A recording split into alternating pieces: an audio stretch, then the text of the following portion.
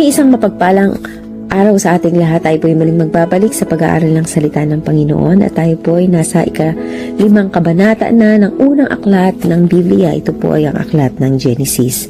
Atin pong pag-aaralan ang lahi ni Adan at dito po makikita natin kung gaano ba naging kahaba or kaikli yung buhay ng tao. Balit bago po tayo magpatuloy, tayo po ay munang dumulog sa panalangin. Panginoon naming Diyos, sa makapangyarihan sa lahat, muli po kami nagpupuri at nagpapasalamat sa inyong kabutihan sa amin. Dalangin ko, Lord, nabuksan mo ang aming spiritual eyes, ang aming spiritual ears, upang higit namin makita at maunawa ng iyong mga salita. Salamat, Lord. We give you all the glory, honor, in the name of Jesus we pray. Amen. Verse 1, ito ang kasaysayan ng lahi na mula kay Adan, na ang likhain ng Diyos ang tao, ginawa niya ito ayon sa kanyang larawan. So, tumutukoy po ito kay Adan at kay Eva na kung saan ay sinasabi po larawan ng Diyos. Walang kasalanan, walang bahid dungis. Ano po? Verse 2, sila inilikha niya na lalaki at babae. So, dalawang gender, no, dalawang kasarian ang ating pong makikita. At matapos pagpalain, sila tinawag niyang sangkatauhan, no, or mankind. Then verse 3, sabi po dito si Adan ay 130 taon nang maging anak niya si Seth na kanyang larawan. So makita po natin sa verse 1, sinasabi na kalarawan ng Diyos si Adan, no, at si Eva. Pagdating po sa verse 3, si Seth, no, ay naging anak ni Adan na kanyang larawan. Kasi po, si Adan ay nagkaroon na ng kasalanan nung nagkaroon ng anak, no, na si Seth, no. So si Seth po ay kalarawan ni Adan, no. So kung iisipin po, bakit kaya, paano nangyayari? Pero ang linaw po ng salita ng Panginoon at according po sa kanyang description, no po, ay makikita po natin yung kaibahan ng pagkakalikha kay Adan at kung paano po tayo dumating or mula si Seth hanggang sa ating panahon. Okay po. Nabuhay pa siya ng 800 taon at nagkaroon pa ng mga anak na lalaki at babae. Namatay siya sa gulang na 930 taon. Wow, grabe po ang haba ng buhay nung panahon na iyon. Ano po, talaga makikita natin, nagampanan naman ni Adan ang kanyang purpose, no? Una, yung procreation, no, or nagkaroon siya ng napakaraming anak, babae at lalaki. Verse 6, si Seth ay 105 taon nang maging anak niya si Enos. Nabuhay pa siya ng 807 taon at nagkaroon din ng ibang mga anak. Namatay siya sa gulang na 912 taon. So makikita po natin yung lifespan that time. Ano po, na napakahaba, no? At yan po ay dahil sa ating Panginoon. Okay, 9, 70 taon naman si Enos nang maging anak niya si Kenan. Nabuhay pa siya ng 815 taon at nagkaroon din ng iba pang mga anak. Namatay siya sa gulang na 905 taon. Verse 12, si Kenan naman ay 70 taon nang maging anak si Mahalalel. Nabuhay pa si Kenan ng 840 taon at nagkaroon din ng iba pang mga anak. Namatay siya sa gulang na 910 taon. 65 taon si Mahalalel nang maging anak si Jared. Nabuhay pa si Mahalalel ng 830 taon at nagkaroon din ng iba pang mga anak. Namatay siya sa gulang na 875 taon. Si Jared ay 162 nang maging anak niya si Enoch. Nabuhay pa si Jared ng 800 taon at nagkaroon din ng iba pang mga anak. Namatay siya sa gulang na 962 taon. So makikita po natin dito, no, na sa dami ng kanilang mga nagiging anak, no, sa dami na sa haba ng henerasyon na yun, pero iilang tao lang yung itinala ang pangalan sa Biblia na nangangahulugan na itong mga taong ito ay may mga espesyal na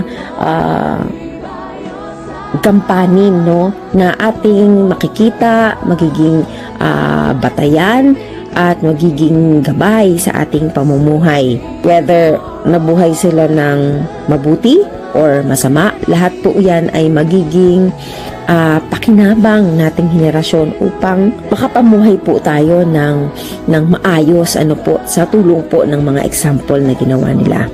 Kung mabuti, syempre po magandang gayahin, at kung masama naman, ito ay magandang iwasan. Verse 21, 65 taon naman si Enoch nang maging anak niya si Methusalem. 3 taon pang nabuhay si Enoch. 300 taon pang nabuhay si Enoch na kasama ang Diyos at nagkaroon ng iba pang mga anak.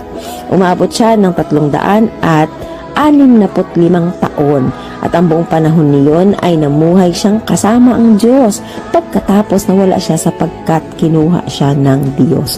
Dito po makikita natin na very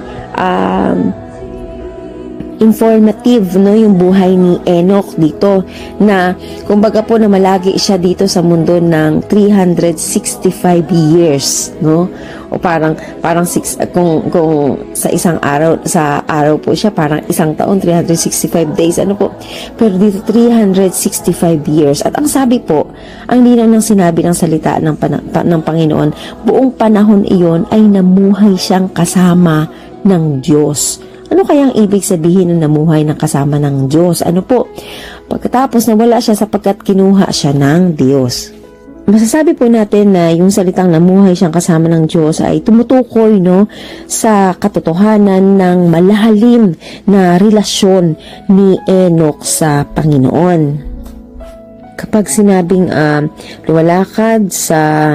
lumalakad ng kasama ang Diyos, ay tumutukoy din po ito sa pamumuhay na may pananampalataya, pamumuhay na lumalakad sa liwanag, kagaya nga ng sinasabi ng 2 Corinthians 5:7, na kung saan ang sabi doon, for we walk by faith and not by sight. Na hindi tayo nabubuhay at dahil dun sa nakikita natin, kundi dun sa kahit sa hindi natin nakikita, naniniwala tayo na gumagawa ang Panginoon. Dahil dito ay nawala siya sapagkat kinuha ng Diyos. So dito makita natin na hindi niya na-experience yung physical death, dahil ay kinuha po siya ng Panginoon. Kaya kapag nalugod talaga ang Diyos, na meron kang mga special na mararanasan na hindi naranasan ng iba, just to make us feel na nalugod ang Diyos sa atin. Susuriin po natin na itala sa Biblia, at para makita ng lahat. Kaya nga po sabi sa New Testament sa Hebrew 11:5, sabi doon, by faith Enoch was taken away so that he did not see death and was not found, because God has taken him. For before he was taken, he had this testimony that he pleased God. So talagang makikita po natin na may mga bagay na nangyayari sa isang tao na itinala talaga ng Biblia upang makita yung kung paano nalugod si Lord at ano yung nagiging response ng Diyos.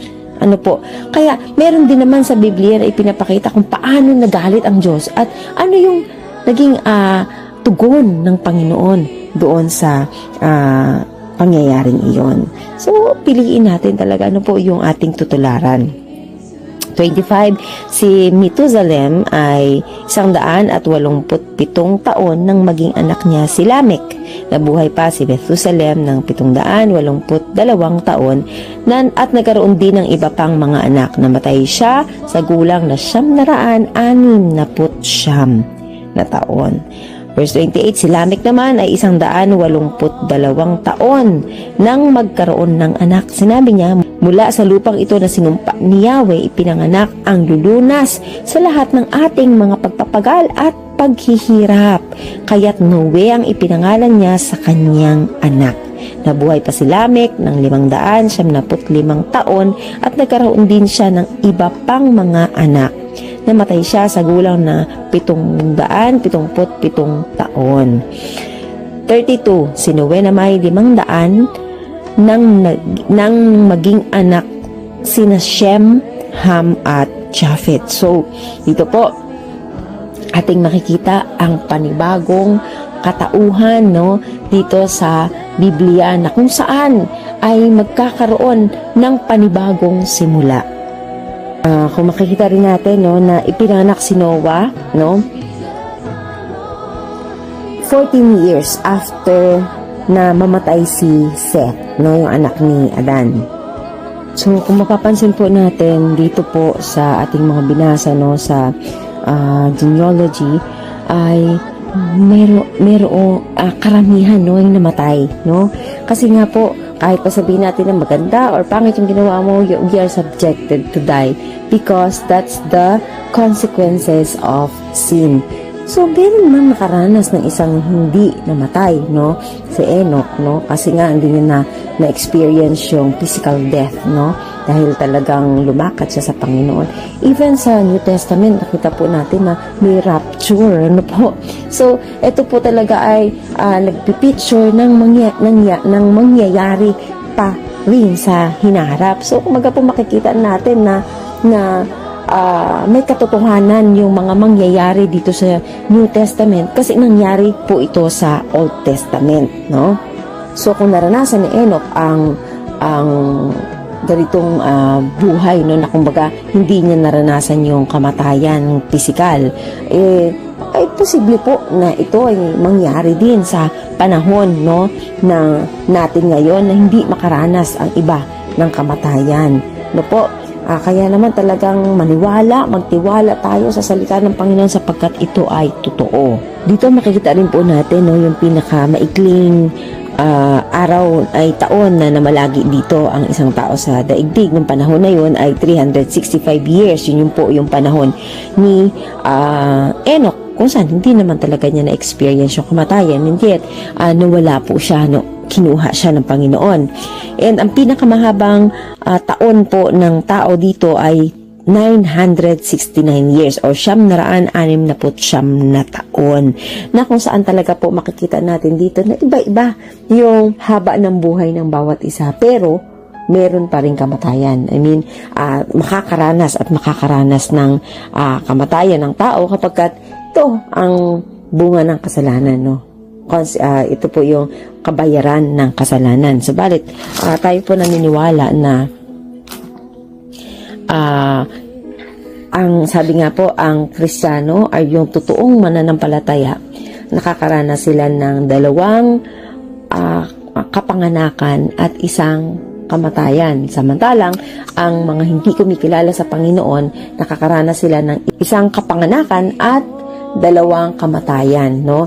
Yung sa mga naniniwala sa Panginoon, dalawang kapanganakan kasi yun yung physical birth at saka spiritual birth. And then, yung kamatayan, yun yung physical physical death lang. Kasi, hindi na tayo mamamatay spiritually kasi meron tayong everlasting life. Samantalang, kapag hindi ka naman na nagtiwala sa Panginoon, tanging isang birth lang yung mararanasan mo, yun yung physical birth, no? At dalawang kamatayan kasi meron kang physical death and spiritual death.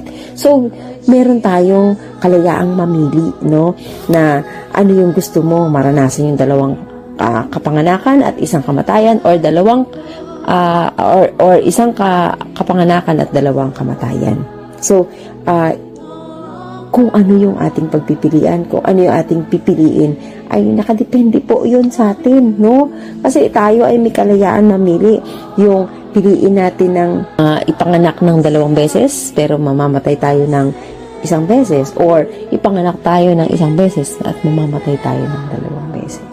So, sana po maging encouragement sa ating lahat, no, yung mga bagay na ganito, sapagkat ito po ay isang paghahanda, no, sa ating paglakad bilang tagasunod ni Kristo or pagtalikod, no po. So tayo ay merong kalayaan at yung kalayaan na yan gamitin natin, pero maging handa tayo kung ano yung magiging bunga nito. Kaya sana po ay ating abangan ang susunod na kabanata kung saan ipapakita sa atin ng Panginoon kung gaano kadakila yung kanyang pag-ibig at grabe yung pagbibigay niya sa atin ng pagkakataon. Ano po, sa buhay ni Noe at ng kanyang mga anak. Salamat po at sana'y pagpalain at sana'y makamtan natin ang pagpapala ng Panginoon. Paki-delete na lang po yung from 24, I guess. So, pagpalain tayo ng ating Panginoon at muli kay Jesus ang papuri.